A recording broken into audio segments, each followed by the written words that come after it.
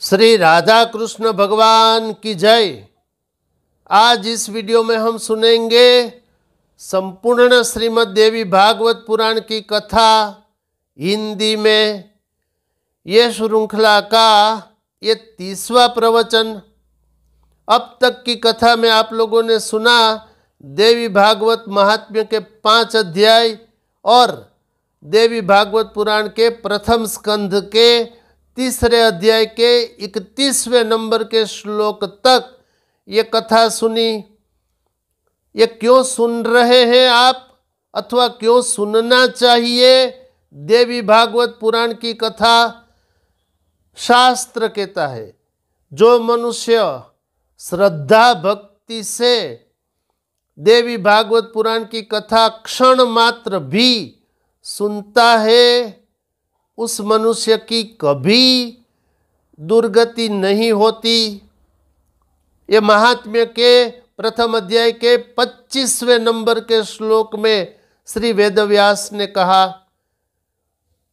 फिर वेदव्यास कहते हैं अगर प्रतिदिन श्रद्धा पूर्वक देवी भागवत पुराण का आधा श्लोक अथवा 1/4 श्लोक अगर कोई मनुष्य सुनता है अथवा पढ़ता है उसकी परम गति होती है।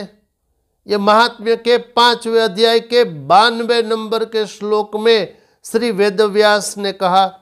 और बहुत से लाभ, धर्मयुक्त लाभ इस देवी भागवत पुराण की कथा से प्राप्त हो सकते हैं।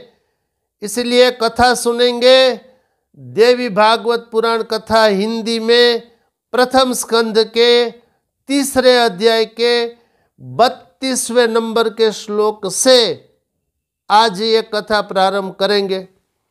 इस अध्याय का शीर्षक है सूत जी द्वारा पुराणों के नाम और उनकी श्लोक संख्या का कथन, उप पुराणों तथा प्रत्येक द्वापर युग के व्यासों का नाम। अस्तु, आइए अब हम सुनेंगे देवी भागवत पुराण प्रथम स्कंद 3रा अध्याय 32वें नंबर के श्लोक से ये कथा प्रारंभ करेंगे।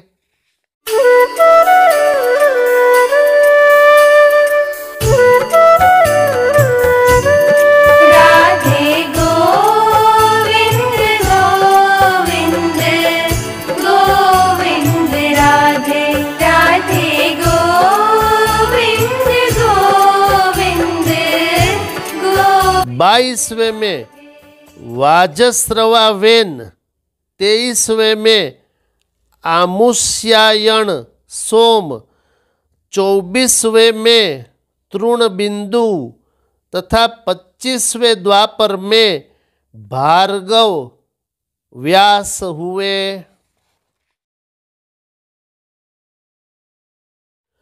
26वें में शक्ति, 27वें में जातुकर्ण्य और 28वें द्वापर में कृष्ण द्वैपायन जी व्यास हुए। इस प्रकार 28 व्यासों के नाम जैसे मैंने सुने थे वैसे आपको बता दिए। इन्हीं कृष्ण द्वैपायन व्यास जी के द्वारा कहे गए श्रीमद् देवी भागवत पुराण को मैंने सुना था, जो पुण्यप्रद सब प्रकार के दुखों का नाश करने वाला, सब प्रकार के मनोरथ पूर्ण करने वाला, मोक्षदाता, वैदिक भावों से ओत प्रोत तथा सब आगमों के रसों से परिपूर्ण, अत्यंत मनोहर एवं मुमुक्षु जनों को सदा प्रिय लगने वाला है। जिस अत्यंत पवित्र पुराण को रचकर व्यास जी ने अरणि के गर्भ से उत्पन्न विद्वान महात्मा एवं विरक्त अपने पुत्र शुकदेव जी को पढ़ाया था। ये मुनिगण, उसी रहस्यमय महापुराण श्रीमद् देवी भागवत को मैंने भी करुणा सागर अपने गुरु श्री वेदव्यास जी के मुख से संपूर्ण रूप से यथा अर्थ सुना तथा उनकी कृपा से उसे हृदयंगम कर लिया है।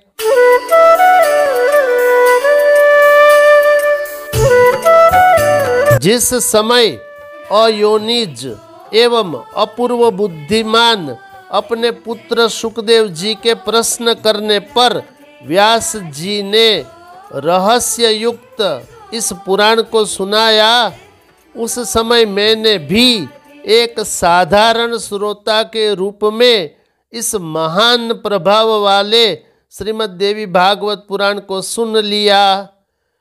हे सर्वश्रेष्ठ मुनिगण, श्रीमद् भागवत रूपी इस कल्प वृक्ष के फल के स्वाद के प्रति आदर बुद्धि रखने वाले तथा अपार संसार सागर से पार पाने के लिए श्री शुकदेव जी ने अनेक प्रकार की सुंदर एवं रसमयी कथाओं से युक्त जिस अद्भुत महापुराण को विधिवत अपने कर्णपुट से प्रेम पूर्वक सुना है, उसे श्रवण करके भी जो कलिकाल के भय से मुक्त न हुआ, भला ऐसा प्राणी इस भूतल पर कौन होगा।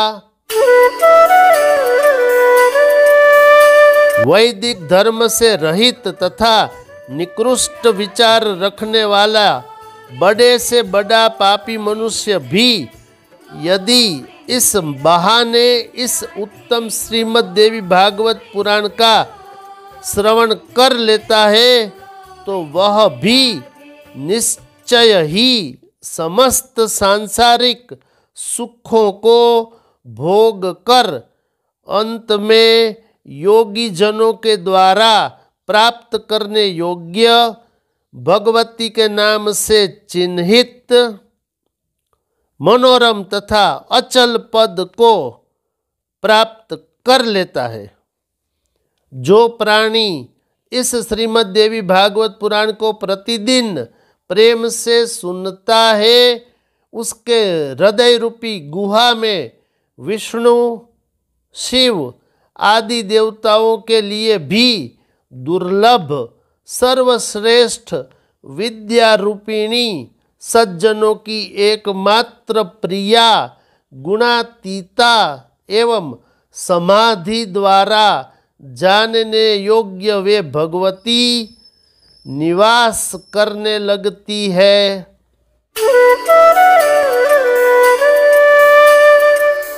अतः सर्वांग सुंदर इस मानव देह को पाकर संसार सागर के अगाध सलिल से पार होने के लिए जलयान के समान परम सुखदायी श्रीमद् देवी भागवत पुराण एवं उसके वक्ता को प्राप्त करके भी जो मूर्ख इसका श्रवण नहीं करता, वह विधाता के द्वारा वंचित ही कहा जाएगा।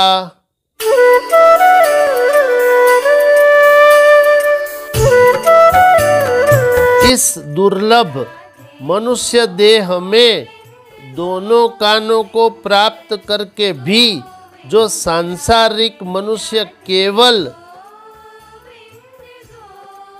दूसरों के दुर्गुणों को ही सुना करता है, वह अधम मंद बुद्धि चारों उत्तम पदार्थों को देने वाले तथा सब रसों से परिपूर्ण इस निर्मल पुराण को भूतल पर क्यों नहीं सुनता।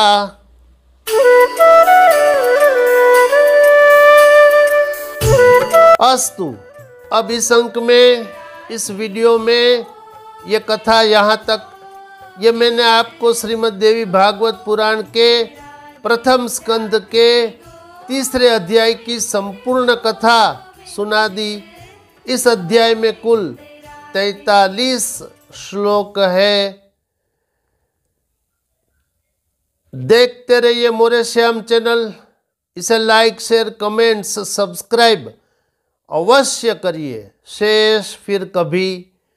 बोलिए श्री राधा कृष्ण भगवान की जय।